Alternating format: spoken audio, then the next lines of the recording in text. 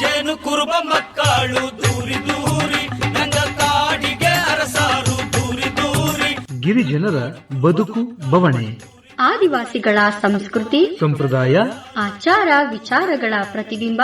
ಅಂದಿನ ಕಾಲಕ್ಕೂ ಇಂದಿನ ಕಾಲಕ್ಕೂ ಬದಲಾವಣೆಯಾಗುತ್ತಿರುವ ಕಾಡು ಮಕ್ಕಳ ಸಂಸ್ಕೃತಿಯ ಪ್ರಗತಿಯ ಮುನ್ನೋಟವೇ ನಂಗಕಾಡು ನಂಗಜನ. ಗಾಸುಕಿಯ ಕುರುಬಾರು ದೂರಿ ದೂರಿ. ತಪ್ಪದೆ ಕೇಳಿ ನಿಮ್ಮ ನೆಚ್ಚಿನ ಜನಧ್ವನಿ ಸಮುದಾಯ ಬಾನುಲಿಯಲ್ಲಿ. ನಂಗ ಕಡವೆ ಜೊತೆ ಕಾಡಾಟ ದೂರಿ ದೂರಿ ನಂಗ ಕಾಡಿಗೆ ಅರಸಾರು ದೂರಿ ದೂರಿ. ಆತ್ಮೀಯ ಜನಧ್ವನಿ ಕೇಳುಗರಿಗೆಲ್ಲ ನಮಸ್ಕಾರ. ನಾನು ನಿಮ್ಮ ಬಾನುಲಿ ಗೆಳೆಯ ಪ್ರಕಾಶ್ ಸರಗೂರು. ಗಿರಿಜನರ ಸಂಸ್ಕೃತಿ ಸಂಪ್ರದಾಯ, ಆಚಾರ ವಿಚಾರ, ಅವರ ಅಭಿವೃದ್ಧಿಯ ಚಿಂತನೆಗಳನ್ನು ಒಳಗೊಂಡ ನಂಗಕಾಡು ನಂಗಜನ ಕಾರ್ಯಕ್ರಮಕ್ಕೆ ಆತ್ಮೀಯವಾದ ಸ್ವಾಗತವನ್ನು ಕೋರುತ್ತಿದ್ದೇನೆ. ಪ್ರಿಯ ಕೇಳುಗರೆ, ಇಂದಿನ ನಮ್ಮ ನಂಗಕಾಡು ನಂಗಜನ ಕಾರ್ಯಕ್ರಮದಲ್ಲಿ ನಾವಿದ್ದೇವೆ ಎಚ್.ಡಿ. ಕೋಟೆ ತಾಲೂಕಿನ ನಾಗನಹಳ್ಳಿ ಹಾಡಿಯಲ್ಲಿ. ಇಂದಿನ ಈ ಕಾರ್ಯಕ್ರಮದಲ್ಲಿ ಈ ನಾಗನಹಳ್ಳಿ ಹಾಡಿಯ ಕುರಿತು ಹಾಗೂ ಗಿರಿಜನರ ಕುರಿತು, ಇವರ ಸಂಸ್ಕೃತಿ ಸಂಪ್ರದಾಯ ಹಾಗೂ ಹಾಡಿಯ ಪ್ರಸ್ತುತ ಸ್ಥಿತಿಗತಿ ಮತ್ತು ಅಭಿವೃದ್ಧಿಯ ಕುರಿತು ಮಾಹಿತಿಯನ್ನು ಹಂಚಿಕೊಳ್ಳಲೆಂದು ನಮ್ಮೊಂದಿಗಿದ್ದಾರೆ ಎಚ್.ಡಿ. ಕೋಟೆ ತಾಲೂಕಿನ ನಾಗನಹಳ್ಳಿ ಹಾಡಿಯ ನಿವಾಸಿಗರಾದ ಶ್ರೀಮತಿ ಪೂರ್ಣಿಮರವರು. ಬನ್ನಿಯಾಗಿದ್ದರೆ ಅವರನ್ನು ಕಾರ್ಯಕ್ರಮಕ್ಕೆ ಸ್ವಾಗತಿಸುತ್ತಾ ಈ ನಾಗನಹಳ್ಳಿ ಹಾಡಿಯ ಕುರಿತು ಒಂದಿಷ್ಟು ಮಾಹಿತಿ ಮತ್ತು ವಿಚಾರವನ್ನು ಅವರ ಮೂಲಕನೇ ತಿಳಿದು ಬರೋಣ. ಪೂರ್ಣಿಮರವರೇ, ಮೊದಲಿಗೆ ಕಾರ್ಯಕ್ರಮಕ್ಕೆ ಆತ್ಮೀಯವಾದ ಸ್ವಾಗತವನ್ನು ಕೋರ್ತಿದ್ದೀನಿ. ನಮಸ್ಕಾರ. ನಮಸ್ಕಾರ. ಮೊದಲಿಗೆ ನಿಮ್ಮ ಒಂದು ಕಿರುಪರಿಚಯವನ್ನ ನಮಗೆ ಹಾಗೂ ನಮ್ಮ ಜನಧ್ವನಿ ಕೇಳುಗರಿಗೆ ಮಾಡಿಕೊಡೋದಾದ್ರೆ. ನನ್ನ ಹೆಸರು ಪೂರ್ಣಿಮಾ ಅಂತ, ನಾಗನಹಳ್ಳಿ ಹಾಡಿಯಿಂದ ಮಾತಾಡ್ತಿರೋದು. ನಮ್ಮ ಯಜಮಾನ್ರ ಹೆಸರು ಬಂದು ಹೇಮಂತ್ ಕುಮಾರ್ ಅಂತ. ನಾನು ಇಲ್ಲಿಗೆ ಬಂದು 4 ವರ್ಷ ಆಯ್ತು ಈ ಹಾಡಿಗೆ ಬಂದು. ಹಾಗೆಯೇ ಮೊದಲಿಗೆ ಬಹಳ ಸಂತೋಷ ಪೂರ್ಣಿಮರವರೇ, ಈ ನಮ್ಮ ಒಂದು ನಂಗಕಾಡು ನಂಗಜನ ಕಾರ್ಯಕ್ರಮದಲ್ಲಿ ತಾವು ಭಾಗವಹಿಸಿದ ಮುಖಾಂತರ ತಮ್ಮ ಒಂದು ನಾಗನಹಳ್ಳಿ ಹಾಡಿಯಲ್ಲಿ ಎಷ್ಟೋ ವರ್ಷಗಳಿಂದ ಜೀವನವನ್ನು ಮಾಡ್ಕೊಂಡು ಹೋಗ್ತಿದ್ದೀರಾ. ಹಾಗೆಯೇ ತಾವು ಸೇವಿಸ್ತಕ್ಕಂಥ ಇಂದಿನ ಕಾಲದಲ್ಲಿ ವಿಶಿಷ್ಟವಾದ ಆಹಾರ ಪದಾರ್ಥಗಳ ಬಗ್ಗೆ ಆಗಿರ್ಬೋದು, ಕಾಡಿನಲ್ಲಿ ಮಾಡ್ತಕ್ಕಂಥ ಕಾಡಿನ ಜೀವನದ ಬಗ್ಗೆ ಆಗಿರ್ಬೋದು, ಒಂದಿಷ್ಟು ವಿಚಾರವನ್ನು ನಮ್ಮ ಕೇಳುಗರಿಗೆ ತಿಳಿಸ್ಕೊಡಲು ಈ ನಮ್ಮೊಂದು ನಂಗಕಾಡು ನಂಗಜನ ಕಾರ್ಯಕ್ರಮದಲ್ಲಿ ತಾವು ಭಾಗವಹಿಸ್ತಿದ್ದೀರಾ. ಮತ್ತೊಮ್ಮೆ ತಮಗೆ ಪ್ರೀತಿಪೂರ್ವಕ ಸ್ವಾಗತವನ್ನು ಕೋರೋದಕ್ಕೆ ಇಷ್ಟಪಡ್ತಾ ಇದ್ದೀನಿ.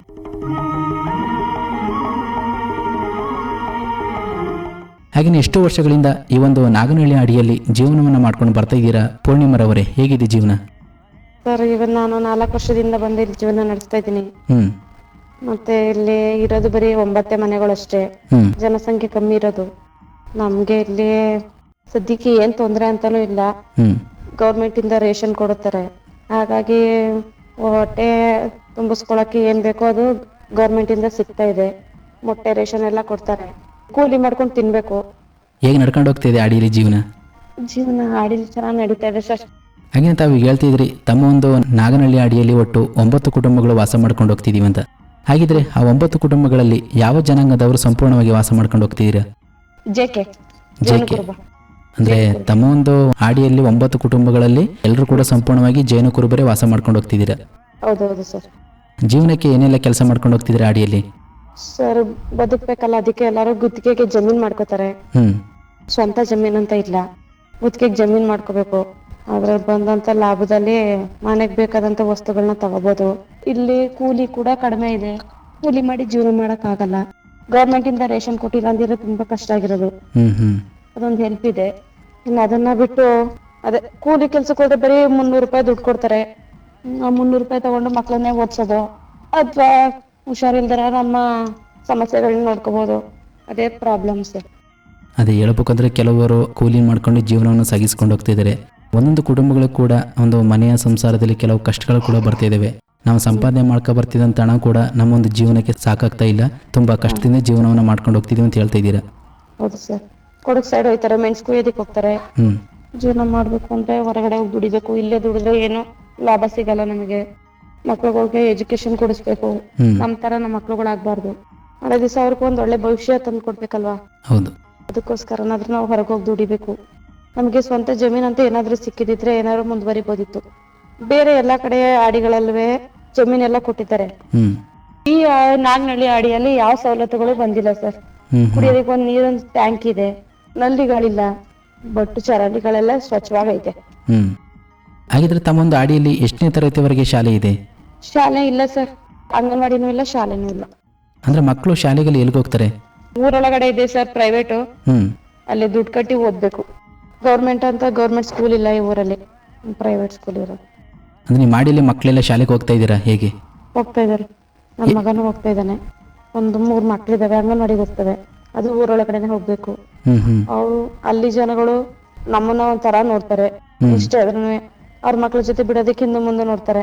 ಆದ್ರೂ ಅನುಸರಿಸ್ಕೊಂಡು ಕಳಿಸ್ಲೇಬೇಕು ಮಕ್ಳಿಗೂ ವಿದ್ಯಾಭ್ಯಾಸಕ್ಕೋಸ್ಕರ. ನನ್ನ ಮಗ 2ನೇ ತರಗತಿ, ಇನ್ನ 3 ಮಕ್ಳಿದಾವೆ, ಅವ ಅಂಗನವಾಡಿಗೆ ಹೋಗ್ತವೆ. ನೀವು ಮಾಡಿಯಿಂದ ಶಾಲೆಗೆ ಎಷ್ಟು ಮಕ್ಕಳು ಹೋಗ್ತಾ ಇದ್ದಾರೆ ಇವಾಗ? ಇವಾಗ ಒಂದ್ ಹುಡ್ಗ ಕಾಲೇಜ್ಗೆ ಹೋಗ್ತಾನೆ, ನನ್ ಮಗ ಸ್ಕೂಲಿಗೆ ಹೋಗ್ತಾನೆ, ಇಷ್ಟೇ ಇಬ್ರೇನೆ. ಬಟ್ ಈ ವರ್ಷ ಇನ್ನೊಂದು ಹುಡ್ಗ ಜಾಯ್ನ್ ಆಗ್ತಾನೆ 1ನೇ ತರಗತಿಗೆ. ಅಂದ್ರೆ ನೀವು ಮಾಡಿಯಲ್ಲಿ ಓದುಗರ ಸಂಖ್ಯೆ ತುಂಬಾ ಕಡಿಮೆ ಇದೆ ಅಂತ ಹೇಳ್ತಿದ್ದೀರಾ? ಓದೋ ಸಂಖ್ಯೆನೂ ಕಡಿಮೆ ಇದೆ, ಮಕ್ಕಳ ಸಂಖ್ಯೆನೂ ಕಡಿಮೆ ಇದೆ. ಅಂದ್ರೆ ತಾವು ಮಾಡಿಲಿ ಎಷ್ಟು ಜನಸಂಖ್ಯೆಯನ್ನು ಹೊಂದಿದ್ದೀರಾ ಪೂರ್ಣಿಮಾರವರಾಗಿದ್ರೆ? ಒಂದ್ 20ರಿಂದ 25 ಒಳಗಡೆ. ಅಂದ್ರೆ ತಮ್ಮ ಒಂದು ನಾಗನಹಳ್ಳಿ ಅಡಿಯಲ್ಲಿ 9 ಕುಟುಂಬಗಳು ಇರೋದ್ರ ಜೊತೆಗೆ ಒಂದು 20 ಜನರು ವಾಸ ಮಾಡ್ಕೊಂಡು ಹೋಗ್ತಿದ್ದೀರಾ? ಅಷ್ಟೇ ಸರ್. ಅದ್ರಲ್ಲಿ ಇವಾಗ ಸುಮಾರು ಜನ ಕಾಯಿಲೆಗಳಿಂದನೇ ಡೆತ್ ಆಗ್ಬಿಟ್ರು. ಟಿವಿ ಕಾಯಿಲೆಗಳು ಮತ್ತೆ ಫ್ಯಾಮಿಲಿ ಪ್ರಾಬ್ಲಮ್ ಇಂದ ಸೂಸೈಡ್ ಮಾಡ್ಕೊಂಡಾಗಿರ್ಬೋದು, ಆತರ. ಹಾಗಿದ್ರೆ ಪೂರ್ಣಿಮಾರವರು ಯಾವ್ದಾದ್ರು ಒಂದು ಸರ್ಕಾರಿ ಹುದ್ದೆ ಸೇರ್ಕೊಂಡಿದ್ದೀರಾ ನಿಮ್ಮ ಮಾಡಿಯಲ್ಲಿ ಅತಿ ಹೆಚ್ಚು ಜಾಸ್ತಿ ಓದಿರೋಂಥ ವಿದ್ಯಾರ್ಥಿಗಳು? ಸರ್ ನಾನ್ ಮಾಡ್ತಿದ್ದೀನಿ. ನೀವೇನ್ ಮಾಡ್ಕೊಂಡಿದ್ದೀರಾ? ಸರ್ ನಾನು ಕೇರ್ ಟೇಕರ್ ಕೆಲಸ ಮಾಡ್ತಿದ್ದೀನಿ ಪಂಚಾಯತಿ ಕಡೆಯಿಂದ. 2 ವರ್ಷ ಆಯ್ತು ಸರ್. ನಂದು 2nd PUC ಆಗಿದೆ. ನಮ್ಮ ಮನೆಯವರು ಸ್ವಲ್ಪ ಹೆಲ್ತ್ ಪ್ರಾಬ್ಲಮ್ ಇದೆ, ಹಾಗಾಗಿ ಇಲ್ಲೇ ಉಳ್ಕೊಳಕಾಯ್ತು. ನಾವು ಮುಂಚೆ ಕುಶಾಲನಗರದಲ್ಲಿದ್ವಿ, ಅದರಿಂದಾಗಿ ನಮಗೂ ಸ್ವಲ್ಪ ಮನೆಗಳಿಗೆಲ್ಲ ಹೆಲ್ಪ್ ಮಾಡ್ಕೊಂಡಿದ್ದೀನಿ. ಗೌರ್ಮೆಂಟ್ ಕಡೆಯಿಂದ ಮನೆಗಳಿಗೆ ಒಂದ್ 2.5 ಲಕ್ಷದ ಬಿಲ್ ಮಾಡಿಸ್ಕೊಂಡು ಮನೆಗಳನ್ನ ಸ್ವಲ್ಪ ನೀಟಾಗಿ ಮಾಡ್ಕೊಂಡಿದೀವಿ. ಈ ಗ್ರಾಮ ಪಂಚಾಯತಿಯಿಂದ ಬರುವಂತ ಸೌಲಭ್ಯಗಳನ್ನ ನೀವು ಮಾಡಿರುವಂತ ಬೇರೆ ಜನಗಳು ಕೂಡ ಕಲ್ಪಿಸ್ಕೊಡ್ತಾ ಇದ್ದೀರಾ ಸೌಲಭ್ಯಗಳನ್ನ? ಹೌದು ಸರ್. ಟಾಯ್ಲೆಟ್, ಕೊಟ್ಟಿಗೆಗಳು, ದನ ಇದ್ರೆ ಕೊಟ್ಟಿಗೆ ವ್ಯವಸ್ಥೆ, ಇದೆಲ್ಲ ಮಾಡ್ಕೊಡ್ತಾ ಇದೀನಿ ಸರ್. ಸರ್ಕಾರದಿಂದ ಏನೆಲ್ಲ ಸೌಲಭ್ಯಗಳು ಸಿಗ್ತಾ ಇದೆ ನಿಮ್ಮ ಮಾಡಿಗೆ? ಸರ್ಕಾರದಿಂದ ಸಿಗ್ತಾ ಇರೋದು ಒಂದೇ ಒಂದು ಸರ್, ಅದೇ ರೇಷನ್ ಮಾತ್ರ. ಗೌರ್ಮೆಂಟ್ ರೇಷನ್ ಸಿಗ್ತಿದ್ದೀರಾ, ಅದು ಮಾತ್ರ ಸರ್. ಅದನ್ನ ಬಿಟ್ಟು ಇನ್ಯಾವ ಹೆಲ್ಪ್ ಕೂಡ ಆಗ್ತಾ ಇಲ್ಲ ನಮಗೆ. ಅಂದ್ರೆ ಮೂಲಭೂತ ಸೌಕರ್ಯಗಳು ನೀವು ಮಾಡಿ ಸಿಗ್ತಾ ಇಲ್ವಾ? ಸಿಗ್ತಾ ಇಲ್ಲ ಸರ್ ನಮಗೆ. ಬೇರೆ ಕಡೆ ಸಿಗ್ತಾ ಇರುತ್ತೆ ಸೌಲಭ್ಯಗಳಿಲ್ಲ. ಬೇರೆ ಕಡೆ ಎಲ್ಲ ಯಾವ್ಯಾವ್ದೋ ಹೆಲ್ತ್ ಕೇರ್ ಇಂದ ಎಲ್ಲ ಹೋಗಿ ಅವಾಗ ಅಲ್ಲೆಲ್ಲ ಕ್ಯಾಂಪ್ ಇಟ್ಟು ಅವ್ರ ಹೆಲ್ತ್ ಬಗ್ಗೆ ಇದ್ ಮಾಡೋದಾಗ್ಲಿ ಇದನ್ನೆಲ್ಲ ಮಾಡ್ತಿರ್ತಾರೆ. ಬಟ್ ಈ ಆಡಿ ಯಾರು ಕೂಡ ಬರಲ್ಲ. ಇಲ್ಲೊಂದು ಆಡಿ ಇದೆ ಅಂತ ಯಾರಿಗೂ ಗುರುತಿಸ್ಕೊಂಡಿಲ್ಲ ಸರ್. ಅಡವಿ ದೇವಿಯ ಕಾಡು ಜನಗಳ ಈ ಹಾಡು ನಾಡಿನ ಜೀವ ತುಂಬಿದೆ. ಅಡವಿ ದೇವಿಯ ಕಾಡು ಜನಗಳ ಈ ಹಾಡು ನಾಡಿನ ಜೀವ ತುಂಬಿದೆ. ಅಂದ್ರೆ ತಮ್ಮ ಒಂದು ನಾಗನಹಳ್ಳಿ ಹಾಡಿಗೆ ಸರ್ಕಾರದಿಂದ ಯಾವುದೇ ರೀತಿಯ ಮೂಲಭೂತ ಸೌಕರ್ಯಗಳಾಗಿರ್ಬೋದು ಅಥವಾ ಬೇರೆ ರೀತಿಯ ಯಾವುದೇ ಸೌಲಭ್ಯಗಳು ಕೂಡ ಸಿಗ್ತಾ ಇಲ್ಲ. ಬೇರೆ ಕಡೆ ಎಲ್ಲಾರ್ಗು ಅಕ್ಕಪಕ್ಕದಲ್ಲೆಲ್ಲ ಆಡಿಯಾರ್ಗು ಜಮೀನ್ ಸಿಕ್ಕಿದೆ, ಬಟ್ ನಮಗೆ ಯಾವ ಜಮೀನು ಕೊಟ್ಟಿಲ್ಲ. ಇಲ್ಲಿ ಒಂದು ಆಡಿ ಇದೆ ಅಂತ ಯಾರು ಗುರುತಿಸ್ತಾನೆ ಇಲ್ಲ ಸರ್. ತುಂಬಾ ಜನ ಬರ್ತಾರೆ, ಇಲ್ಲೊಂದು ಆಡಿ ಇದೆಯಾ, ಜಮೀನ್ ಕೊಡ್ತೀವಿ ಅಂತ ಹೇಳಿ ರಿಸರ್ಚ್ ಮಾಡಿ ಬರ್ಕೊಂಡ್ ಹೋಗ್ತಾರೆ. ಬಟ್ ನೆಕ್ಸ್ಟ್ ಡೇ ಯಾವ್ದು ಇಲ್ಲ. ಮತ್ತೆ ಇಲ್ಲಿ 60 ವರ್ಷ ಆಗಿರೋರ್ಗೆ ಯಾವ್ದೇ ರೀತಿಯ ಪೆನ್ಷನ್ ದುಡ್ಡು ಬರಲ್ಲ. ಪಿಂಚಣಿ ದುಡ್ಡು ಅದು ಕೂಡ ಬರ್ತಿಲ್ಲ ಸರ್ ಯಾರು. ಆಯ್ತು, 60 ವರ್ಷ ಮೇಲ್ಪಟ್ಟವರು ಎಷ್ಟು ಜನ ನಿಮ್ಮ ಮಾಡಿಲಿ ವಾಸ ಮಾಡ್ಕೊಂಡು ಹೋಗ್ತಿದ್ದಾರೆ? ಇವಾಗ ರೀಸೆಂಟ್ ಆಗಿ 4 ಜನ ತೀರೋದ್ರು, ಅವ್ರೆಲ್ಲ 60 ವರ್ಷ ಇದಾರೆ. ಮತ್ತೆ ಇನ್ನೂ ಒಂದ್ 3-4 ಜನ ಇದಾರೆ, ಅವ್ರಿಗೆ ಯಾವ್ದೇ ರೀತಿ ಪಿಂಚಣಿ ಬರ್ತಿಲ್ಲ ಸರ್. ತುಂಬಾ ಜನ ಬಂದಿದ್ರು ಕೇಳ್ಕೊಂಡು, ಅವಾಗ ಅವ್ರಿಗೆ ಎಲ್ಲ ಹೇಳಿದ್ವಿ, ನಾವು ಈ ತರ ಆಡಿಗಳ ಬಗ್ಗೆ ಸರ್ಚ್ ಮಾಡಕ್ ಬಂದಿದೀವಿ ಅಂತೆಲ್ಲ ತುಂಬಾ ಕಡೆಯಿಂದ ಬರ್ತಿದ್ರು. ಬಟ್ ಎಲ್ಲ ಬರ್ಕೊಂಡ್ ಹೋಗ್ತಾರೆ, ಏನೇ ಅವ್ರ ಕಡೆಯಿಂದ ರಿಸಲ್ಟ್ ಬರ್ತಿಲ್ಲ. ಅಂದ್ರೆ ಭರವಸೆಗಳನ್ನ ಕೊಡ್ತಾರೆ, ಅದನ್ನ ಈಡೇರಿಸ್ತಿಲ್ಲ ಅಂತ ಹೇಳ್ತಿದ್ದೀರಾ? ಈಡೇರಿಸ್ತಿಲ್ಲ. ಜಮೀನ್ ಕೊಡ್ತೀನಿ ಅಂತ ಬರ್ತಾರೆ, ಆಸೆಗಳ ಹಂಗೆ. ನಮ್ದು ಅದೇ ಬೇರೆ ಆಡಿಗಳ ತರ ಇರುತ್ತಲ್ಲ, ಆತರ ಇಲ್ಲಿ ದೇವ್ರ ತೋರ್ಸಿ ಅಂತ ಕೇಳ್ತಾರೆ. ಇದು ಅಂದ್ರೆ ಗೌರ್ಮೆಂಟ್ ಇಂದ ಸಿಕ್ಕಿರೋ ಜಾಗ ಅಲ್ಲ, ಇದು ನಮ್ದು ಪಿತ್ರಾರ್ಜಿತ ಜಾಗ ಇದು. ಹಾಗಾಗಿ ಇದನ್ನ ಆಡಿ ಅಂತ ಗುರ್ತಿಸ್ಕೊಳಕ್ ಆಗ್ತಿಲ್ಲ ಸರ್. ಅದರಿಂದಾಗಿ ಈಗ ಬೇರೆ ಆಡಿಲೆಲ್ಲವ ಜನಾಂಗದವ್ರಿಗೆ ಅಂತ ಗೌರ್ಮೆಂಟ್ ಇಂದ ಸಿಕ್ಕಿದೆಯಾ ಜಾಗ, ಬಟ್ ಇಲ್ಲ ಅದೇ ತರ ಅಲ್ಲ. ಇದು ನಮ್ ಸ್ವಂತ, ನಮ್ ತಾತನ ಜಮೀನು. ತಾತನ ಜಾಗದಲ್ಲಿ ಇಲ್ಲಿ ಬೇರೆಯವರೆಲ್ಲ ಇರೋದು. ಅವ್ರ ಹೆಣ್ಮಕ್ಳುಗಳನ್ನೆಲ್ಲ ಮದುವೆ ಮಾಡಿ ಇಲ್ಲೇ ಒಂದೊಂದ್ ಜಾಗ ಕೊಟ್ಟು ಇರ್ಸಿರೋದು ನಮ್ ತಾತ. ಹಾಗಿದ್ರೆ ಆರೋಗ್ಯ ಸಮಸ್ಯೆ ಅಂತ ಬಂದಾಗ ಅದಕ್ಕೆ ಯಾವ ರೀತಿ ಚಿಕಿತ್ಸೆನ ಪಡ್ಕೊಂಡು ಹೋಗ್ತಿದ್ರೆ ಆಡಿಯಲ್ಲಿ? ಏನೋ ಸಮಸ್ಯೆಗಳು ಬಂದ್ರೆ? ಏನಾದ್ರು ಸಮಸ್ಯೆಗಳು ಬಂದ್ರೆ ಸರ್, ನಮಗೆ ಅಂತ ಒಂದಿರೋದು ವಿವೇಕಾನಂದ ಹಾಸ್ಪಿಟಲ್ ಟ್ರೈಬಲ್ಸ್ಗೆ, ಅದು 25% ಇಲ್ಲ 50% ಡಿಸ್ಕೌಂಟ್ ಇರುತ್ತೆ. ವಿಧಿ ಇಲ್ಲ, ಒಳ್ಳೆ ಟ್ರೀಟ್ಮೆಂಟ್ ಸಿಗುತ್ತೆ. ನಾವೆಲ್ಲರೂ ಏನೇ ಹುಷಾರಿಲ್ಲ ಅಂದ್ರೂ ಅಲ್ಲಿಗೆ ಹೋದು. ಅಲ್ಲಿಂದ ಬಟ್ ಒಂದು ಆಂಬುಲೆನ್ಸ್ ವ್ಯವಸ್ಥೆ ಇರುತ್ತೆ. ಅವಾಗ ಬರ್ತಾರೆ, ಯಾರಿಗೂ ಹುಷಾರಿಲ್ಲ ಟ್ಯಾಬ್ಲೆಟು ಅದನ್ನೆಲ್ಲ ಕೊಟ್ಟು ಹೋಗ್ತಾರೆ. ಅಲ್ಲಿಂದ ತುಂಬಾ ಹೆಲ್ಪ್ ಆಗ್ತಿದೆ ಸರ್. ಹಳಬ್ರುಗಳೆಲ್ಲ ತಿಳಿದಿದ್ದವರು, ನಮ್ಮ ಅಜ್ಜಿ ತಾತವ್ರಿಗೆಲ್ಲ ಗೊತ್ತಿತ್ತು. ಬಟ್ ಅವರೇ ಮೇನ್ ಪಿಲ್ಲರ್ಗಳು. ಅವ್ರು ಹೋದ್ಮೇಲೆ ಅವ್ರ ಮಕ್ಳುಗಳಿಗೆಲ್ಲ ಅದ್ರ ಬಗ್ಗೆ ಗೊತ್ತಿಲ್ಲ ಸರ್. ಯಾವ್ದೇ ತರದ ಮನೆ ಬದುಗಳಾಗ್ಲಿ ಏನು ಗೊತ್ತಿಲ್ಲ ಸರ್ ಈ ಆಡಿ ಜನರದವ್ರಿಗೆ. ಇವಾಗ ಯಾರು ಕೂಡ ಮನೆ ಮದ್ದುಗಳನ್ನ ಮುಂದುವರ್ಸ್ಕೊಂಡು ಹೋಗ್ತಿಲ್ಲ? ಇಲ್ಲ ಸರ್, ಯಾವ ಮನೆ ಮದ್ದನ್ನು ಉಪಯೋಗಿಸ್ತಿಲ್ಲ. ಎಲ್ಲ ಹಾಸ್ಪಿಟ್ಲೆ. ಏನೊಂದ್ ಶೀತ ಕೆಮ್ಮು ಹೋದ್ರು ಹಾಸ್ಪಿಟಲ್. ಯಾವ್ದಕ್ಕೂ ಮನೆ ಮದ್ದಿಲ್ಲ ಸರ್. ನೀರಿನ ವ್ಯವಸ್ಥೆ ಚೆನ್ನಾಗಿದೆ, ಚರಂಡಿ ವ್ಯವಸ್ಥೆ ಚೆನ್ನಾಗಿದೆ. ಅಕ್ಕಪಕ್ಕದಲ್ಲಿ ಯಾವುದೇ ಗಲೀಜಾಗ್ಲಿ ಕೆಟ್ಟ ವಾಸನೆಗಳಾಗ್ಲಿ ಯಾವ್ದು ಇಲ್ಲ. ತುಂಬಾ ಚೆನ್ನಾಗಿದೆ, ಸ್ವಚ್ಛವಾಗೈತೆ. ಮನೆಗಳು ಅಷ್ಟೇ, ಯಾರು ಇಟ್ಕೊಂಡಿರಲ್ಲ, ಅಷ್ಟು ನೀಟಾಗಿ ಇಟ್ಕೊಂಡಿರ್ತಾರೆ. ಊಟ ತಿಂಡಿನೂ ಅಷ್ಟೇ. ತಂದೆ ತಾಯಿಗಳು ಮಕ್ಕಳಿಗೆ ನಿಮ್ಮ ಅಡಿಯಲ್ಲಿ ಒಂದು ಸರಿಯಾದ ಒಂದು ಶಿಕ್ಷಣವನ್ನು ಕೊಡಿಸ್ತಿದ್ದಾರೆ ಹೇಗೆ? ಕೊಡಿಸ್ತಿದ್ದಾರೆ ಸರ್. ಈಗ ಹೊರಗಡೆ ನೋಡ್ತಾ ಇರ್ತೀವಿ, ಈಗ ಏನಾದರೂ ಹೊರಗಡೆ ಕೂಲಿಗಂತ ಹೋದಾಗ ತಂದೆ ತಾಯಿಗಳು ಆ ಮಕ್ಕಳನ್ನು ಕೂಡ ಜೊತೆಗೆ ಕರ್ಕೊಂಡು ಹೋಗೋಂಥ ಸನ್ನಿವೇಶಗಳನ್ನು ಕೂಡ ನೋಡ್ತಾ ಇದ್ದೀವಿ. ಇದರಿಂದ ಮಕ್ಕಳಿಗೆ ಶಿಕ್ಷಣದಿಂದ ತುಂಬ ವಂಚಿತರಾಗ್ತಿರೋದು ಗೊತ್ತಿರೂ ಕೂಡ ಅವ್ರನ್ನ ಜೊತೆಗೆ ಕರ್ಕೊಂಡು ಹೋಗ್ತಾರೆ. ಇದ್ರ ಕುರಿತು ತಾವೇನು ಹೇಳಕ್ಕೆ ಇಷ್ಟಪಡ್ತೀರಾ ಪೂರ್ಣಿಮರವರೇ? ಸರ್, ನಮ್ಮ ಮಾಡಿಲಿ ಆತರ ಇಲ್ಲ. ಇವಾಗ ನಾನು ಒಂದು ಕೇರ್ ಟೇಕರ್ ಕೆಲಸ ಮಾಡ್ತಿರೋದ್ರಿಂದ 3 ವರ್ಷದಿಂದ 5 ವರ್ಷದ ಮಕ್ಕಳಗಳನ್ನೆಲ್ಲ ನಾನು ಅಂಗನವಾಡಿ ಬಿಟ್ಟು ಇನ್ ಚಿಕ್ಕ ಮಕ್ಕಳನ್ನ ನಾನ್ ಕರ್ಕೊಂಡು ಹೋಗ್ತೀನಿ ಕೇರ್ ಟೇಕರ್ ಆಗಿ. ಅದು ನಮ್ಗೆ ಅಂತ ಮಾಡಿರೋದು, ನರೇಗಾ ಅಂತ ಮಾಡಿದ್ದಾರೆ. ಈ ಆಡಿಗಳ ಮಕ್ಕಳನ್ನೇ ನೋಡ್ಕೊಳ್ಳೋದಿಕ್ಕೆ ಅಂತ ಅದನ್ನ ಮಾಡಿರೋದು. ಕೂಸಿನ ಮನೆ ಅಂತ ಮಾಡಿದ್ದಾರೆ, ಕೇರ್ ಟೇಕರ್ ಅಂತ. ಅಲ್ಲಿಗೆ ಚಿಕ್ಕ ಮಕ್ಕಳುಗಳನ್ನ ನಮ್ಮ ಮಾಡಿಯಿಂದಾನೇ ಕರ್ಕೊಂಡು ಹೋಗ್ತೀನಿ ಸರ್. ಹಿಂದುಳಿದ ವರ್ಗಗಳು ಮನೆಗೆ ಕೆಲ್ಸಕ್ಕೂ ಎಲ್ಲರೂ ಹೋಗ್ಬೇಕು ಅಂದ್ರೆ ಮಕ್ಕಳನ್ನ ಜೊತೆಲಿ ಕರ್ಕೊಂಡು ಹೋಗ್ತಾರೆ ಬಿಸಿಲಲ್ಲಿ. ತಂದೆ ತಾಯಿ ಕಷ್ಟ ಪಡೋದಂದ್ರೆ ಮಕ್ಳು ಯಾಕೆ ಕಷ್ಟ ಪಡ್ಬೇಕು ಅಂತರ್ಗೆ ಹೆಲ್ಪ್ ಆಗ್ಲಿ ಅಂತ ಹೇಳಿ ಈ ತರ ಕೇರ್ ಟೇಕರ್ ಅಂತ ಮಾಡಿದ್ದಾರೆ, ಕೂಸಿನ ಮನೆ ಅಂತ. ಚಿಕ್ಕ ಮಕ್ಕಳುಗಳನ್ನ ಕರ್ಕೊಂಡೋಗಿ 6 ತಿಂಗಳಿಂದ 3 ವರ್ಷದ ಮಕ್ಕಳುಗಳನ್ನ ನಮ್ಮನ್ನ ನೋಡ್ಕೊಳ್ಳುವಂತ ವ್ಯವಸ್ಥೆ ಮಾಡಿದ್ದಾರೆ. ಅದಕ್ಕೆ ಒಂದು ಸಪರೇಟ್ ಜಾಗವನ್ನು ಮಾಡಿದ್ದಾರೆ. ಅಂಗನವಾಡಿ ತರ, ಸೇಮ್ ಅಂಗನವಾಡಿ ತರನೇ. ಊಟದ ವ್ಯವಸ್ಥೆ ಎಲ್ಲ ನಮ್ದೇ ಇರುತ್ತೆ. ಅದೇ ತಂದೆ ತಾಯಿಗಳು ಹೊರಗಡೆ ಕೂಲಿಗಂತ ಹೋದಾಗ ಕೆಲಸ ಮುಗಿಸ್ಕೊಂಡ್ ಬಂದಾಗ ಮಕ್ಕಳನ್ನ ಕರ್ಕೊಬರೋದು, ಕೆಲ್ಸಕ್ಕೆ ಹೋಗಕ್ ಮುಂಚೆ ಅಲ್ಲಿ ಕರ್ಕೊಬಂದ್ ಬಿಟ್ಟು ಹೋಗೋದು. ಆತರ ಅದನ್ನ ಗೌರ್ಮೆಂಟ್ ಇಂದ ಅದೊಂದು ಸೌಲಭ್ಯ ಒದಗಿಸ್ಕೊಟ್ಟಿದೆ. ಬಟ್ ಅದನ್ನ ಸೇರ್ಕೊಂಡಾಗ ಹೇಳಿದ್ರು ಈ ತರ ಆಡಿಗಳಿಗೆಲ್ಲ ಯೂಸ್ ಆಗುತ್ತೆ ಅಂತಾನೆ ಹೇಳಿದ್ರು. ಬಟ್ ಅದನ್ನ ಅವ್ರು ಹೇಳಿದನ್ನ ನಾನು ಚೆನ್ನಾಗಿ ಯೂಸ್ ಮಾಡ್ಕೊತಾ ಇದ್ದೀನಿ. ಹಾಗೇನೆ ತಾವು ಹಿಂದಿನ ಕಾಲದಲ್ಲಿ ಆಚರಿಸಿಕೊಂಡು ಬರುತ್ತಿರುವ ತಮ್ಮ ಸಂಪ್ರದಾಯ ಹಬ್ಬಗಳ ಬಗ್ಗೆ ತಿಳಿಸ್ಕೊಡೋದಾದ್ರೆ? ಸರ್, ನಾನ್ ಮಾಡೋದು ವರಮಹಾಲಕ್ಷ್ಮಿ ಹಬ್ಬ ಮಾಡ್ತೀನಿ.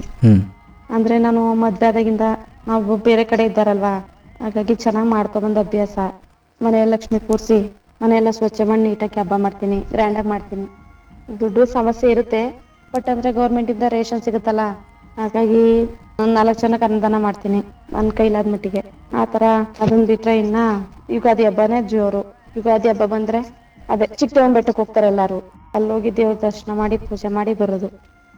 ಅದನ್ನ ಬಿಟ್ರೆ ಇನ್ ಯಾವ ಹಬ್ಬಗಳು ಅಂತ ಮಾಡಲ್ಲ ಸರ್. ಇಲ್ಲಿ ಹಬ್ಬಗಳ ಬಗ್ಗೆ ಯಾವುದೇ ರೀತಿಯ ಯೋಚನೆಗಳಿಲ್ಲ ಅವರಿಗೆ. ಸೊಪ್ಪು ಕಟ್ಕೊಂಡ್ ಕುಣಿಯೋದೇ ಆಗ್ಲಿ, ಈ ಜೇನ್ಗಳನ್ನೆಲ್ಲ ಹೋಗಿ ಹಿಡಿತಾರಲ್ಲ, ಆ ಕೆಲಸ ಯಾವ್ದು ಏನ್ ಮಾಡಲ್ಲ ಸರ್. ಇವಾಗ ನೀವು ಆಡಿಲಿ ವಾಸ ಮಾಡ್ಕೊಂಡು ಹೋಗ್ತಿದ್ದೀರಾ, ಯಾವ್ದಾದ್ರು ಕಾಡು ಪ್ರಾಣಿಗಳು ನಿಮ್ಮ ಆಡಿ ಒಳಗೆ ಪ್ರವೇಶ ಮಾಡಿದ್ದುಂಟ ಯಾವಾಗ್ಲಾದ್ರು? ಹೌದು ಸರ್, ಮಾಡಿದಾವೆ. ಈ ವರ್ಷದಲ್ಲೇ ಚಿರತೆ ಬಂದಿತ್ತು ಸರ್, ಹುಲಿ ಬಂದಿತ್ತು ಸರ್. ಅಕ್ಕಪಕ್ಕ ಫುಲ್ ತೋಟ ಇರೋದು, ಫುಲ್ ಎಲ್ಲ ಕಾಡ್ ತರನೇ ಇರೋದು, ಹಾಗಾಗಿ ಬಂದಿತ್ತು ಸರ್. ಆವಾಗ ನಾವು ವಿಧಿ ಇಲ್ದೆ ಪಟಾಕಿ ಎಲ್ಲ ಹೊಡೆದು ಅದನ್ನ ಓಡಿಸೋ ಪ್ರಯತ್ನ ಮಾಡಿದ್ರು ಮನೆ ಜನಗಳೇ. ಬಟ್ ಗೌರ್ಮೆಂಟ್ ಇಂದ ಬಂದು ಒಂದ್ಸಲ ಇಟ್ಕೊಂಡು ಹೋಗಿದ್ರು. ಹುಲಿತ್ತು ಅಂತ ಹೇಳಿದ್ರೆ ಅದನ್ನ ಮಾತ್ರ ಬಂದು ಒಂದ್ಸಲ ಗೌರ್ಮೆಂಟ್ ಅಲ್ಲಿ ಹಿಡಿದಿದ್ರು. ಹಾಗೆ ನಿಮ್ಗೆ ಸರ್ಕಾರದಿಂದ ಯಾವೆಲ್ಲ ಹಕ್ಕುಪತ್ರಗಳು ಸಿಕ್ಕಿದಾವೆ ಅದ್ರ ಬಗ್ಗೆ ತಿಳಿಸ್ಕೊಡೋದಾದ್ರೆ? ಸರ್, ಯಾವ ಹಕ್ಕುಪತ್ರಗಳು ಸಿಕ್ಕಿಲ್ಲ, ಯಾವ್ದು ಇಲ್ಲ ಸರ್. ಮನೆ ಖಾತೆಗಳು ಇಲ್ಲ ಅನ್ಸುತ್ತೆ. ಅಂದ್ರೆ ಸರ್ಕಾರದಿಂದ ಯಾವುದೇ ರೀತಿಯ ಹಕ್ಕುಪತ್ರಗಳು ಸಿಕ್ಕಿಲ್ಲ. ಹಾಗೆ ಹಿಂದಿನ ಕಾಲದಲ್ಲಿ ಸೇವಿಸ್ತಕ್ಕಂಥ ತಮ್ಮದೇ ಆದ ವಿಶಿಷ್ಟವಾದ ಆಹಾರ ಪದಾರ್ಥಗಳ ಬಗ್ಗೆ ತಿಳಿಸ್ಕೊಡೋದಾದ್ರೆ? ಅದೇ ಸರ್, ಯಾವ ಗೆಣಸು ಅಂದ್ರೆ ಅದೇನೋ ಮುಳ್ಗೆಣಸು ಅಂತ ತಿಂತಾರೆ. ಮತ್ತೆ ಸುವರ್ಣಗೆಡ್ಡೆ ಅದನ್ನ ತಿಂತಾರೆ. ಮತ್ತೆ ಅದನ್ನ ಬಿಟ್ರೆ ಕೆಸ ಅಂತ ಬರುತ್ತೆ ಗೊತ್ತಾ, ಅದು ಗೆಣಸು, ಅದನ್ನು ತಿಂತಾರೆ. ಅದನ್ನ ಬಿಟ್ರೆ ಸೊಪ್ಪು ತರಕಾರಿಗಳನ್ನ ತಿಂತಾರೆ.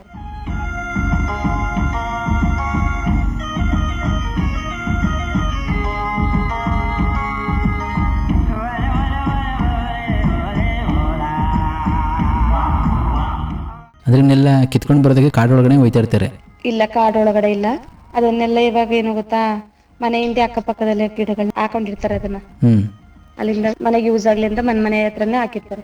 ಅಂದ್ರೆ ಇವಾಗ್ಲೂ ಕೂಡ ಅವನ್ನೆಲ್ಲ ಸೇವಿಸ್ಕೊಂಡು ಹೋಗ್ತಾ ಇದ್ದೀರಾ? ಹೌದು ಸರ್, ತಿಂತಾರೆ. ಮತ್ತೆ ಕೆರೆಯಲ್ಲಿ ಸಿಗುತ್ತಲ್ಲ ಸರ್ ತಾವರೆ ಗೆಣಸು, ಅದನ್ನು ಕೂಡ ತಿಂತಾರೆ. ಕೆರೆಯಲ್ಲಿ ಹೋಗಿ ಬಗ್ದು ತಿಂತಾರೆ. ತಗೊಂಡ್ಬಂದು ಕಟ್ ಮಾಡಿ ಒಣಗಿಸಿ ವರ್ಷಾನ್ಗಟ್ಲೆ ಸ್ಟೋರ್ ಮಾಡಿ ಇಟ್ಕೋತಾರೆ. ಅದು ಚೆನ್ನಾಗಿರುತ್ತೆ ಸರ್. ಅವಾಗಿನ ಪದಾರ್ಥಗಳನ್ನ ತಿಂದು ಎಲ್ಲರೂ ಚೆನ್ನಾಗಿ ಗಟ್ಟಿ ಮುಟ್ಟಿಯಾಗಿ ಸ್ಟ್ರಾಂಗ್ ಆಗಿರ್ತಿದ್ರು. ಇವಾಗೆಲ್ಲ ನೂಡಲ್ಸು, ಮ್ಯಾಗಿ, ಫಾಸ್ಟ್ ಫುಡ್ ಜಾಸ್ತಿ. ಅದರಿಂದಾಗಿ ಆರೋಗ್ಯಕ್ಕೆ ಸ್ವಲ್ಪ ತೊಂದರೆಗಳಾಗ್ತೈತೆ. ಇದನ್ನೆಲ್ಲ ಬ್ಯಾನ್ ಮಾಡಿದ್ರು. ಅವ್ರು ಎಷ್ಟೇ ಬ್ಯಾನ್ ಮಾಡಿದ್ರು ಮತ್ತೆ ಕಂಟಿನ್ಯೂ ಮಾಡ್ತಿದ್ದಾರೆ. ಆಗಿನ ಕಾಲದಲ್ಲೆಲ್ಲ ಗೆಡ್ಡೆ ಗೆಣಸು ಇದನ್ನೆಲ್ಲ ತಿನ್ಕೊಂಡು ಒಳ್ಳೆ ಸ್ಟ್ರಾಂಗ್ ಆಗಿ ಬದುಕ್ತಿದ್ರು. ಇವಾಗೆಲ್ಲ ಈಗಿನ ಫುಡ್ಗೆ ಎಲ್ಲ 20 yearsಗೆ ಡೆತ್ ಆಗ್ತಿರೋದುಂಟು. ಹಿಂದಿನ ಕಾಲದ ತರ 100 ವರ್ಷ, 150 ವರ್ಷ, 120 ವರ್ಷ ಬದುಕೋದೆಲ್ಲ ಡೌಟು ಸರ್. ಅವಾಗೆಲ್ಲ ಗೆಡ್ಡೆ ಗೆಣಸು ತಿಂದು 100 ವರ್ಷದಿಂದ ಜಾಸ್ತಿ ವರ್ಷ ಬದುಕ್ತಿದ್ರು. ಬಟ್ ಈಗಿನ ಫುಡ್ ಮತ್ತೆ ಪೊಲ್ಯೂಷನ್ ಇರೋದ್ರಿಂದ ಮನುಷ್ಯ ಯಾವಾಗಿರ್ತಾನೆ ಯಾವಾಗ ಸಾಯ್ತಾನೆ ಅನ್ನೋದೇ ಗೊತ್ತಿಲ್ಲ. ಅದೇ ಸರ್, ಜಾಸ್ತಿ ಸಾಯ್ತಿರೋದೇ ಹುಡುಗರು. ತುಂಬಾ ಚಿಕ್ಕ ವಯಸ್ಸಿಗೆ ಸಾವನ್ನಪ್ತಿದ್ದಾರೆ. ಅವರಿಗೆ ಈ ಚಿಕ್ಕ ವಯಸ್ಸಲ್ಲೇ ಹಾರ್ಟ್ ಅಟ್ಯಾಕ್ ಆಗ್ಬೋದು. ಈ ತರ ಹೃದಯ ಸಂಬಂಧಕ್ಕೆ ಜಾಸ್ತಿ ಸಂಬಂಧಪಟ್ಟಂತೆ ಸಾಯ್ತಾ ಇರ್ತಾರೆ ಸರ್. ಹಿಂದಿನ ಕಾಲದವರು ಯಾವ ಗ್ಯಾಸ್ಟ್ರಿಕ್ ಇಲ್ಲ, ಒಂದು ಹೊಟ್ಟೆ ನೋವಿಲ್ಲ, ಹೌದು. ಅವ್ರು ಏನ್ ತಿಂದ್ರು ಕಲ್ ತಿಂದು ಕರಗಿಸ್ತಿದ್ರು. ಬಟ್ ಈಗಿನ ಕಾಲದಲ್ಲಿ ನಮ್ಗೆ ಒಂದ್ ಸ್ವಲ್ಪ ಹೊಟ್ಟೆನಿದ್ರು ಟ್ಯಾಬ್ಲೆಟೇ ತಗೋಬೇಕು. ಹಿಂದಿನ ಕಾಲದವರಾಗಿದ್ರೆ ಅದಕ್ಕೆ ವಯಸ್ಸಾಗಿರೋರು ಮನೇಲಿ ಇರ್ಬೇಕು, ಎಲ್ಲಾ ಗೊತ್ತಿರೋರು ತಿಳ್ದಿರೋರು ಇರ್ಬೇಕು, ಮನೇಲಿ ಹಿರಿಯರು ಇರ್ಬೇಕು ಅನ್ನೋದು. ಅದಕ್ಕೆ ಮನೇಲಿ ಒಬ್ರು ಹಿರಿಯ ಮನುಷ್ಯರು ಅಂತಿದ್ರೆ ಏನಾದ್ರೂ ಮನೆ ಬಂದ್ ಮಾಡ್ಕೊಡ್ತಾರೆ. ನಮ್ಮಂತರಗಳಾದ್ರೆ ಏನು ಗೊತ್ತಾಗಲ್ಲ. ಏನೇ ಒಂದು ವಾಮೆಂಟ್ ಆದ್ರೂ ಅಷ್ಟೇ, ಹೊರಗಡೆ ತಿಂದಿರ್ತಾರೆ, ಜೀರ್ಣಿಸ್ಕೊಳಕ್ ಆಗಲ್ಲ, ವಾಂತಿ ಮಾಡ್ತಾರೆ, ನಾವು ಹಾಸ್ಪಿಟ್ಲಿಗೆ ಓದ್ಕೊಂಡ್ ಹೋಗ್ತೀವಿ ಇಷ್ಟೇ. ಆದ್ರೆ ಹಿಂದಿನ ಕಾಲದವ್ರು ಹಾಗಲ್ಲ. ನಮ್ಗೆ ಅದೇ ಬೇಕು ಇದೇ ಬೇಕು ಅಂತಲ್ಲ, ಗಂಜಿ ಮಾಡ್ಕೊಂಡ್ ಕುಡಿತಿದ್ರು, ಮಡ್ಕೆಲ್ ನೀರ್ ಕುಡಿತಿದ್ರು, ಅವ್ರು ಎಲ್ಲ ಚೆನ್ನಾಗಿ ಆರೋಗ್ಯ ಕಾಪಾಡ್ಕೊಂಡ್ ಬರ್ತಿದ್ರು. ಇವಾಗ ಆಯಿಲ್ ಫುಡ್ ಜಾಸ್ತಿ ತಿನ್ನೋದ್ರಿಂದ ಮೊದ್ಲು ಕೊಲೆಸ್ಟ್ರಾಲ್ ಜಾಸ್ತಿ ಆಗುತ್ತೆ, ಹೆಲ್ತ್ ಮೇಲೆ ತುಂಬಾ ಪರಿಣಾಮ ಬೀರುತ್ತೆ. ಹಾಗೇನೆ ಕಾರ್ಯಕ್ರಮದ ಒಂದು ಕೊನೆ ಅಂತ ಬರ್ತಿದ್ದೀವಿ. ಪೂರ್ಣಿಮರವರೇ, ಕೊನೆಯದಾಗಿ ನಿಮ್ಮ ಮಾತುಗಳನ್ನ ಕೇಳ್ತಿರೋ ನಮ್ಮ ಜನಧ್ವನಿ ಕೇಳುಗರಿಗೆ, ಹಾಗೇನೆ HD ಕೋಟೆ ತಾಲೂಕಿನ ಎಲ್ಲ ಗಿರಿಜನರಿಗೆ ಸಮುದಾಯಕ ಅಭಿವೃದ್ಧಿ ಕುರಿತು ಕೊನೆಯದಾಗಿ ಏನ್ ಕಿವಿ ಮಾತಾಡಕ್ಕೆ ಇಷ್ಟಪಡ್ತೀರಾ? ಬೇರೆ ಹಾಡಿಗೆ ಹೋಸ್ಕೊಂಡ್ರೆ ನಮ್ಮ ಹಾಡಿ ಜನಾಂಗದರೆ ಚೆನ್ನಾಗಿರೋದು. ಬೇರೆ ಹಾಡಿಗಳಲ್ಲೆಲ್ಲ ಪಾಪ ಮಕ್ಕಳುಗಳನ್ನೆಲ್ಲ ಬೀದಿಲ್ ಬಿಟ್ಟು ಎಲ್ಲಾರು ಒಂದೊಂದ್ ಕಡೆ ಹೋಗಿರ್ತಾರೆ. ಪಾಪ ಮಕ್ಳುಗಳನ್ನ ನೋಡ್ಕೊಳಿಲ್ಲ. ಒಂದೊಂದ್ ಹಾಡಿಗಳಲ್ಲಿ ಮಕ್ಳುಗಳು ಜಾಸ್ತಿ, ತುಂಬಾ ಮಕ್ಳು ಇರ್ತಾರೆ. ಮಕ್ಳ ಬಗ್ಗೆ ತಂದೆ ತಾಯಿಗಳು ಕೇರ್ ಮಾಡಲ್ಲ. ಬೀದಿಲೆಲ್ಲ ಕೂತ್ಕೊಂಡು ಆಟ ಆಡ್ತಿರ್ತೇವೆ, ಮಕ್ಳ ಬಗ್ಗೆ ನೆಗ್ಲೆಕ್ಟ್ ಮಾಡ್ತಾರೆ. ಆತರ ಎಲ್ಲ ಮಾಡೋದಿಕ್ ಹೋಗ್ಬೇಡಿ. ಮಕ್ಳ ಆರೋಗ್ಯನ ಚೆನ್ನಾಗ್ ಕಾಪಾಡ್ಕೋಬೇಕು. ಬಿಸಿಲಲ್ಲಿ ಜಾಸ್ತಿ ಮಕ್ಕಳನ್ನ ಆಟ ಆಡಕ್ ಬಿಡ್ಬಾರ್ದು. ಅದರಿಂದ ಮಕ್ಳಿಗೆ ತುಂಬಾ ಪರಿಣಾಮ ಬೀರುತ್ತೆ. ತುಂಬಾ ಬಿಸಿಲಿದ್ದಾಗ ಮಕ್ಳುಗಳನ್ನ ಹೊರಗ್ ಬಿಡ್ಬೇಡಿ. ತಂದೆ ತಾಯಿ ಆದ್ರೂ ಕೆಲ್ಸ ಎಷ್ಟು ಚೆನ್ನಾಗ್ ಮಾಡ್ತಿರೋ ಮಕ್ಳುಗಳನ್ನ ಅಷ್ಟೇ ಚೆನ್ನಾಗ್ ನೋಡ್ಕೊಂಡ್ ಹೋಗಿ. ಇಷ್ಟೇ ಕಷ್ಟ ಇದ್ರು ಮಕ್ಳನ್ನ ನೆಗ್ಲೆಕ್ಟ್ ಮಾಡ್ಬೇಡಿ. ತುಂಬಾ ಧನ್ಯವಾದಗಳು ಪೂರ್ಣಿಮರವರೇ.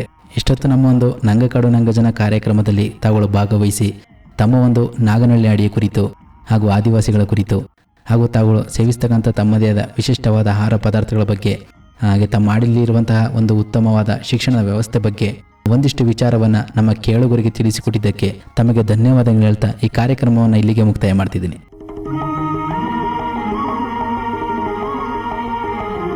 ಪ್ರಿಯ ಕೇಳುಗರೆ, ಕೇಳ್ತಿದ್ರೆ ಇಷ್ಟೊತ್ತು ನಂಗಕಾಡು ನಂಗಜನ ಕಾರ್ಯಕ್ರಮದಲ್ಲಿ ಭಾಗವಹಿಸಿ ನಮ್ಮ ಜೊತೆ ಮಾತನಾಡಿದವರು HD ಕೋಟೆ ತಾಲೂಕಿನ ನಾಗನಹಳ್ಳಿ ಹಾಡಿಯ ನಿವಾಸಿಗರಾದ ಶ್ರೀಮತಿ ಪೂರ್ಣಿಮರವರು. ಇದಾಗಿತ್ತು ಇವತ್ತಿನ ನಮ್ಮ ನಂಗಕಾಡು ನಂಗಜನ ಕಾರ್ಯಕ್ರಮ. ಹಾಗೂ ಮತ್ತೊಂದು ನಂಗಕಾಡು ನಂಗಜನ ಕಾರ್ಯಕ್ರಮದಲ್ಲಿ ಮತ್ತೊಂದು ಹಾಡಿಯ ಜೊತೆ ಭೇಟಿಯಾಗ್ತೀನಿ. ಅಲ್ಲಿಯವರೆಗೆ ಕೇಳ್ತೀರಿ ಜನಧ್ವನಿ. ಇದು ನಿಮ್ಮ ನೆಚ್ಚಿನ ಹಾಗೂ ಮೈಸೂರಿನ ಮೊಟ್ಟಮೊದಲ ಸಮುದಾಯ ಬಾನುಲಿ ಕೇಂದ್ರ 90.8 ಕಂಪನಾಂಕದಲ್ಲಿ ಸರಗೂರಿನಿಂದ ಪ್ರಸಾರವಾಗುತ್ತಿದೆ. ನಮಸ್ಕಾರ. ನಂಗ ಜೇನು ಕುರುಬ ಮಕ್ಕಳು ದೂರಿ ದೂರಿ, ನಂಗ ಕಾಡಿಗೆ ಅರಸಾರು ದೂರಿ ದೂರಿ. ಗಿರಿಜನರ ಬದುಕು ಬವಣೆ, ಆದಿವಾಸಿಗಳ ಸಂಸ್ಕೃತಿ ಸಂಪ್ರದಾಯ, ಆಚಾರ ವಿಚಾರಗಳ ಪ್ರತಿಬಿಂಬ, ಅಂದಿನ ಕಾಲಕ್ಕೂ ಇಂದಿನ ಕಾಲಕ್ಕೂ ಬದಲಾವಣೆಯಾಗುತ್ತಿರುವ ಕಾಡು ಮಕ್ಕಳ ಸಂಸ್ಕೃತಿಯ ಪ್ರಗತಿಯ ಮುನ್ನೋಟವೇ ನಂಗಕಾಡು ನಂಗಜನ. ನಂಗ ಕಾಸುಕಿಯ ಕುರುಬಾರು ದೂರಿ ದೂರಿ. ತಪ್ಪದೆ ಕೇಳಿ ನಿಮ್ಮ ನೆಚ್ಚಿನ ಜನಧ್ವನಿ ಸಮುದಾಯ ಬಾನುಲಿಯಲ್ಲಿ. ದೂರಿ